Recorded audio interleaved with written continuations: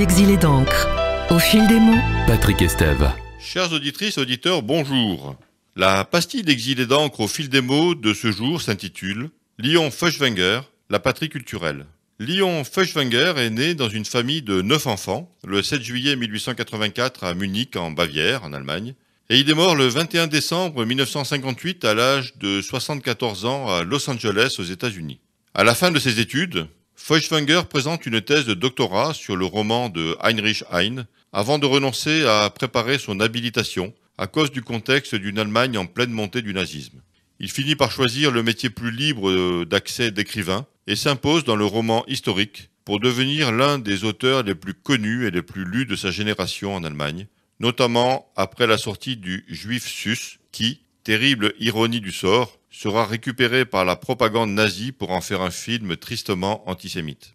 Feuchtwanger a passé de nombreuses années à questionner les conditions du déracinement, d'où a jailli son célèbre roman Exil, publié en 1940, troisième volume de la trilogie Der Wartesaal, la salle des pas perdus, qui retrace le quotidien de la lutte antifasciste menée par les émigrés allemands en France entre 1935 et 1939. Dès les années 20, la presse nazie s'est déchaînée sur ce militant humaniste, engagé à gauche, qui était un ennemi à abattre, aussitôt après l'accession d'Hitler au pouvoir en janvier 1933.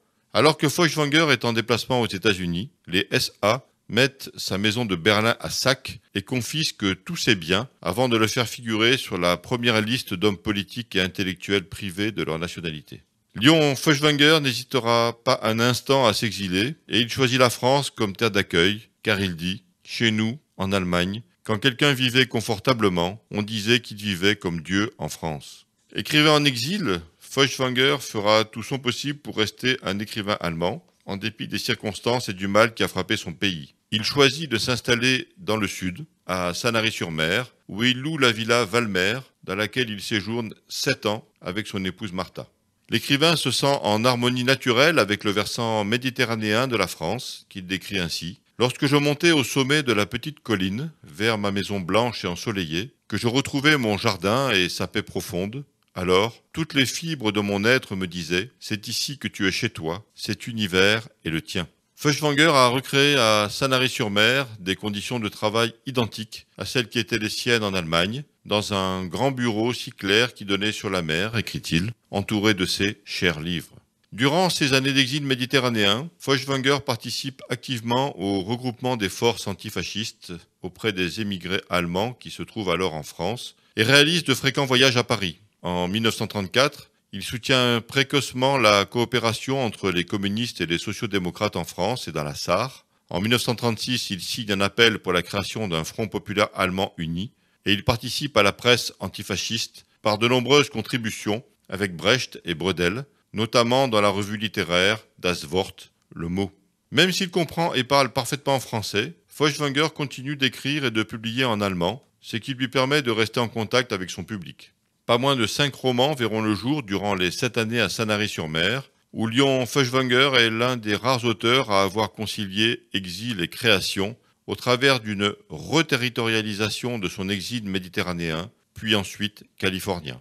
Car est arrivé l'internement au camp des Milles, près d'Aix-en-Provence, en 1939, avec d'autres artistes et écrivains de la région, avant un second internement en 1940 au camp de Saint-Nicolas, près de Nîmes, d'où il s'évade avant de vivre en clandestinité chez le vice-consul des États-Unis à Marseille, dans l'attente que Varian Fry, un personnage clé de la fuite des intellectuels allemands vers les États-Unis, le fasse passer en Espagne avec sa femme Martha et traverser l'océan vers les États-Unis.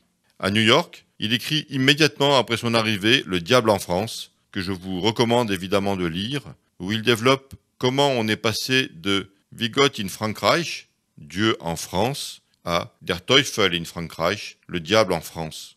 Récit autobiographique dans lequel Léon Feuchtwanger retrace la fin de l'exil à Sanary-sur-Mer, l'internement au camp des Milles, les préparatifs et la fuite vers les États-Unis. Feuchtwanger parviendra mieux que tout autre à rendre positives les conditions négatives de l'exil par l'incarnation de la notion utopiste de patrie culturelle, une vision idéalisée d'un monde uni au-delà de tout nationalisme, à laquelle le romancier s'est efforcé de parvenir toute sa vie, et qui se trouve résumée au travers d'un vieil adage, la plume est plus forte que l'épée. Chères auditrices et auditeurs, je vous dis à la semaine prochaine pour une nouvelle pastille d'exil et d'encre au fil des mots et surtout, dans l'intervalle, n'oubliez pas de rester libre et portez-vous bien.